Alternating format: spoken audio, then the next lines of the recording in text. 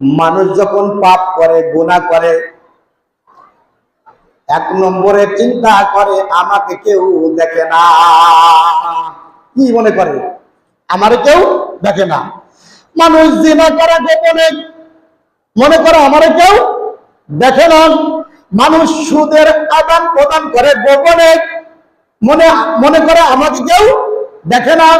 কিন্তু আল্লাহ পাক রব্বুল আলামিন হুঁশিয়ার করেছেন, বান্দা হুঁশিয়ার হও, হুঁশিয়ার হও। সূরাতুল ফজর আল্লাহ বলেন, ইন্না রাব্বাকা লাবিল মিরসাদ, নিশ্চয়ই তোমার প্রভু তোমার দিকে তীক্ষ্ণ নজরে তাকিয়ে আছে, তীক্ষ্ণ নজরে তাকিয়ে আছেন। এই মিরসাদের ব্যাখ্যা আছে, বিভিন্ন ব্যাখ্যা। মিরসাদ মানে কেমন তাকিয়ে আছেন? ওক পেতে তাকিয়ে আছেন। শিকারী যখন শিকার ধরবে,